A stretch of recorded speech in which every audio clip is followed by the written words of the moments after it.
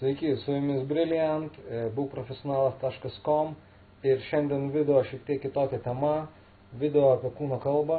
Manau, kad pokerio žaidėjams tai yra labai aktuali tema, ypač tiem, kas domisi gyvų pokeriu. Ir dabar žinot, kad vyksta,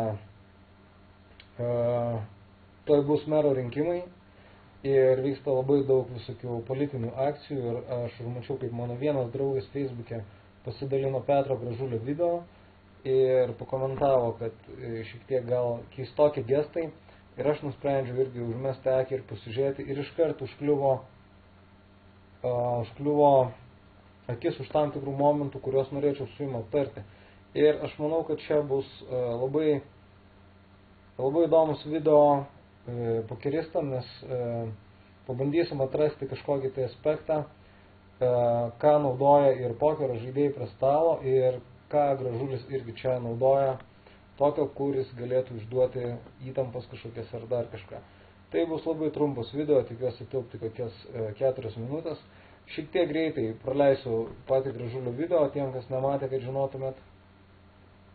Žinau, kad esi nusivylęs.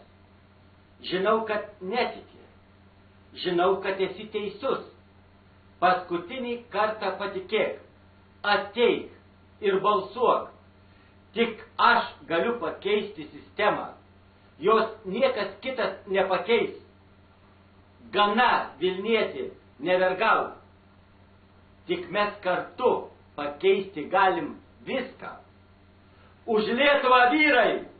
Taip, toks, nežinau, juokingas video.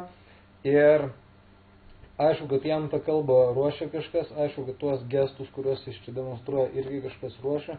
Todėl matosi toks, netikrumas, matosi, kad tie gestai yra jam nenatūralūs, bet tai, tiesiog nieko mums dar nesako.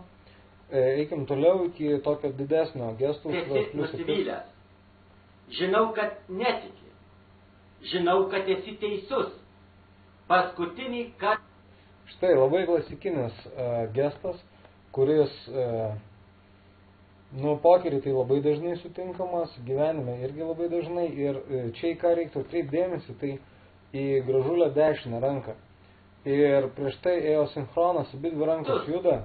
Paskutinį kartą. Ir dabar šitą momentą jo kairė ranka toliau juda, o dešinė tarsi užstringa. Dešiniai rankoj susikaupė tokia, matosi, įtampa.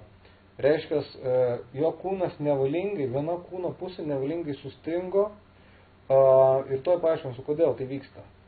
Kad esi teisus. Paskutinį kartą patikėk. Tarsi šita ranka tokia be vietos ir jinai, jis nežino, ką su ją daryti ir visas kūnas toj pusė yra sustingęs. Kairė juda, dešinė sustingus. Ir kodėl yra šitas nevalingas gestas atsitinka? Jis yra labai senas ir labai prigimtinis mums. Mes, kai matom kažkokį pavojų, tai viena iš mūsų pagrindinių reakcijų, kaip ir, pavyzdžiui, gamtoje, jeigu žiūrit filmus apie gamtą, viena iš pagrindinių reakcijų yra sustingti ir kuo mažiau judėti, kad priešas mūsų nepastebėtų. Tai šiuo atveju čia Gražulio irgi viena pusė sustingsta, tarsi kad niekas nepastebėtų. Kada pokerį toks pasitaiko gestas, tai dažniausiai jisai pasitaiko, kai oponentas blefuoja.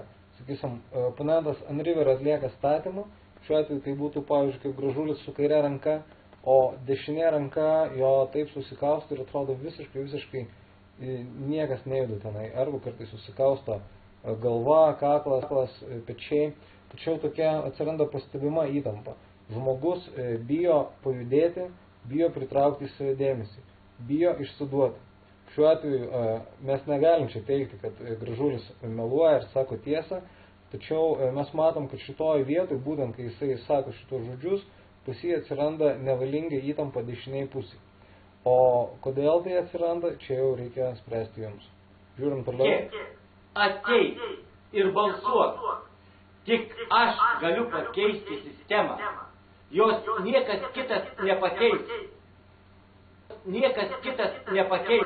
Štai dar kartą tas pats gestas. Ir dar kol jisai sako, kad aš galiu pakeisti sistemą, dar viskas tvarkoj. Aš galiu pakeisti sistemą.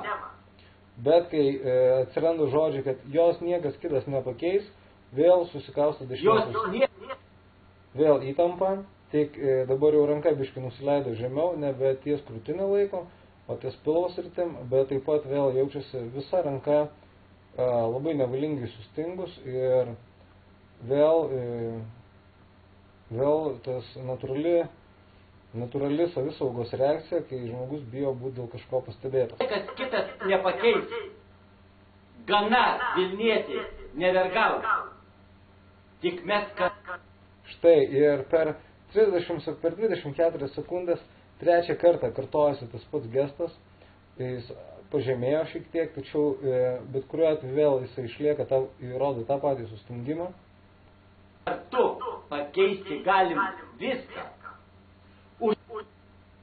Tai toks trumpas video, tokia trumpa Petro Gražulio analizė ir iš tikrųjų visai smagu yra pažiūrėti politikų video. Aš neturiu nieko prieš nei Petrą Gražulį, nei už. Tiesiog čia buvo toks video grinai iš profesinės pusės ir galvoju, galbūt būtų visai smagu padaryti dar kokio kito politiko analizę arba daugiau kokių video su kūno kalba. Vėlgi nepažadu, kad tą padarysiu, tačiau norėčiau susilaukti jūsų komentarų ar jūsų nuomonės, ar jūs norėtumėte sulaukti tokių video ir ar jums įdomi yra kūno kalbos tema ir galbūt to gyvo pokerio psichologijos tema. Tai laukiu jūsų komentarų ir kaip visada visos naujienos Facebook'e ir bookprofesionalas.com.